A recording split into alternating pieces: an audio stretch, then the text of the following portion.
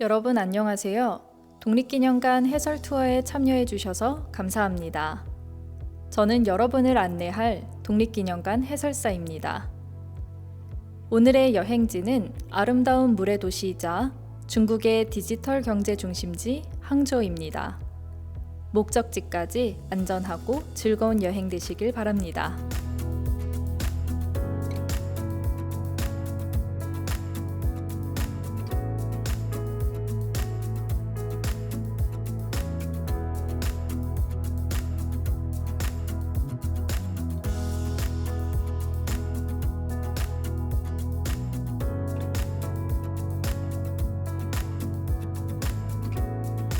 아름다운 호수 서호가 보이시나요? 이 서호 근처 호변촌에는 한국 사람이라면 반드시 알아야 하는 아주 중요한 건물이 있습니다. 바로 대한민국 임시정부가 사용한 건물인데요. 여러분, 대한민국 임시정부는 무엇이고 왜 이곳 중국 항저우에서 활동을 하고 있었을까요?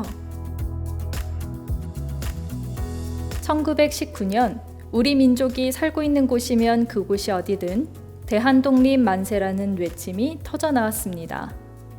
3.1운동이 일어난 것입니다. 우리 민족은 3.1운동을 통해 일제 식민지배를 거부한다는 뜻을 밝히고 우리가 독립된 나라의 자주민이라고 선언했습니다.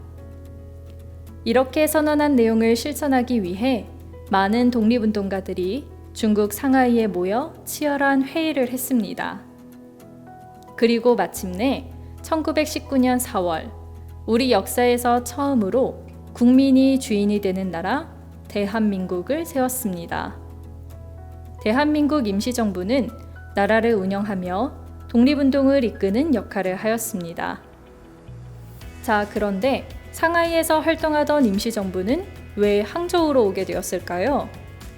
그 이유는 1932년 상하이에서 일어난 윤봉길 의사의 의거와 관련이 있습니다.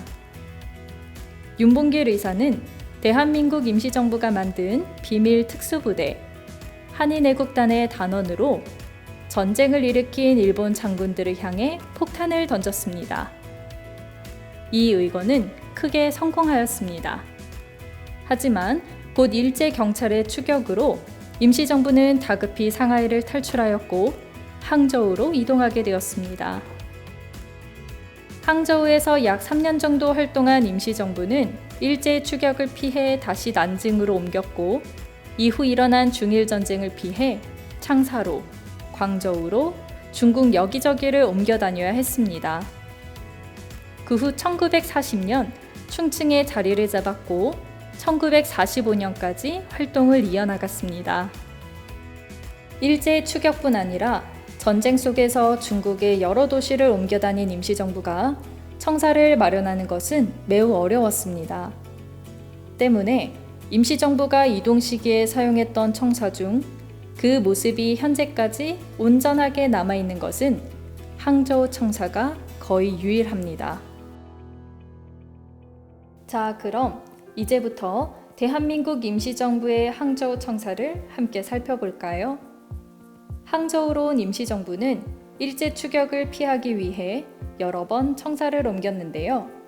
이곳은 임시정부가 1934년 1월부터 11월까지 사용했던 청사입니다. 이 건물 전체를 임시정부가 사용한 것은 아니었고 이 중 23호를 사용하였습니다. 여기가 23호입니다. 그럼 함께 들어가 보겠습니다. 이곳은 임시정부 회의실입니다. 가장 먼저 앞에 걸려있는 대형 태극기가 눈에 띄네요. 대한민국 임시의정원에서 사용했던 태극기입니다. 1919년 임시정부가 만들어졌을 때부터 임시정부는 태극기를 우리나라의 국기로 사용하였습니다. 그래서 각종 행사에 태극기를 사용하는 것은 물론 청사에도 태극기를 걸어두었습니다. 이번에는 태극기 반대쪽 벽면을 보겠습니다. 독립운동가 김철, 송병조, 양기탁 선생의 사진이 걸려있네요. 임시정부의 항저우 청사를 책임지고 이끌었던 분들입니다. 그런데 임시정부 하면 떠오르는 김구 선생, 이동영 선생이나 다른 지도자들의 모습은 왜 보이지 않을까요? 일제는 김구 선생에게 현재 금액으로 약 200억에 달하는 현상금을 내걸고 쫓고 있었습니다. 이런 상황에서 임시정부 사람들이 한 곳에 모여 활동하는 것은 굉장히 위험했죠. 그래서 김구 선생, 이동영 선생 등은 항저우 근처 자신과 하이엔에서 중국인들의 도움을 받아 피난 생활을 하고 있었습니다. 임시정부 이동 시기에는 이렇게 청사가 있는 곳과 지도자들이 활동하는 곳이 다른 경우가 자주 있었습니다. 회의실을 지나 부엌으로 가보겠습니다. 임시정부 사람들이 먹을 음식을 준비했던 작은 부엌입니다. 동그란 식탁과 의자, 그릇들이 보이네요. 식탁 위에 독립운동가들이 주로 드셨던 음식을 놓아볼까요? 김구 선생이 즐겨 드셨다는 쫑즈, 김구 선생의 어머니인 광락원 여사가 중국인 채소상이 버린 배추 껍데기를 주워 담갔다는 우거지 김치. 이분의 음식을 안 먹어본 사람은 독립운동가가 아니다 라는 말이 있을 정도로 많은 독립운동가들에게 음식을 대접했던 오건혜 선생의 짠지볶음. 독립운동가들은 소박하지만 정성스러운 음식을 먹고 힘을 냈을 겁니다. 계단을 오르면 먼저 보이는 침실은 나무 바닥에 작은 침대와 몇 개의 가구가 놓인 아주 소박한 모습입니다. 조금 더 계단을 올라가 집무실로 들어가 볼까요? 방금 침실을 둘러보았는데 비슷한 침대가 이곳 집무실에도 놓여 있죠. 임시정부 지도자들은 이곳에 모여 머리를 맞대고 독립운동의 방향과 전략을 토론하였습니다.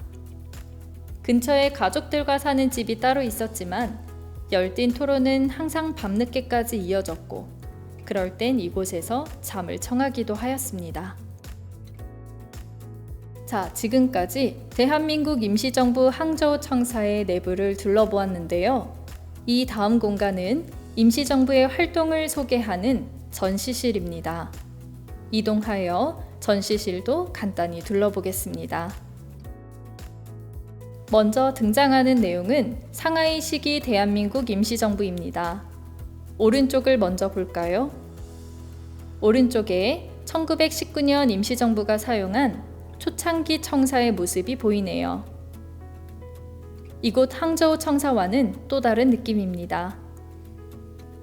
건물 2층에는 대한민국 임시정부 청사라는 걸 보여주듯 태극기를 걸어 놓았습니다.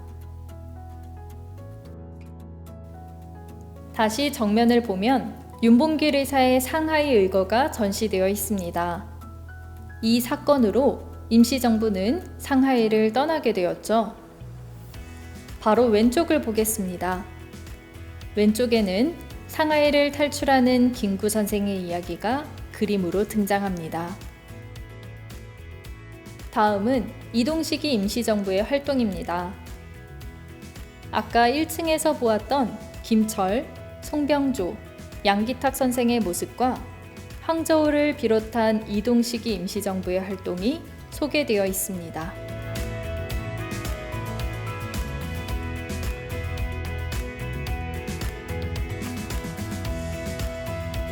상하이를 떠나 8년 동안 중국의 여러 도시를 이동하는 대장정 끝에 대한민국 임시정부는 1940년 드디어 충칭에 도착했습니다.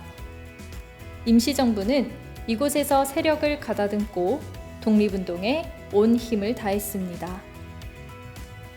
이 사진 속 건물은 임시정부가 사용했던 마지막 청사인데요. 현재도 같은 모습으로 남아 있습니다. 대한민국 임시정부는 1945년 8월 15일 이곳에서 광복을 맞이하였습니다.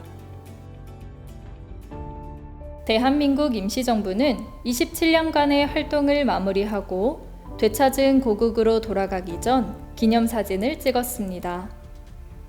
27년 만에 고국 땅을 밟게 된 김구 선생처럼 오랜만에 고국으로 돌아가는 사람도 있었고, 중국에서 태어나 고국에 처음 가는 사람도 있었습니다. 이들은 걱정도 되었지만 굉장히 벅찼을 겁니다. 되찾은 나라로 돌아가는 바로 이 순간을 위해 다른 나라에서 목숨을 걸고 오랜 시간 싸워왔기 때문입니다. 짧은 여행이었지만 오늘을 통해 여러분께서 대한민국 임시정부의 활동을 기억해 주셨으면 좋겠습니다. 오늘 함께 해주셔서 고맙습니다.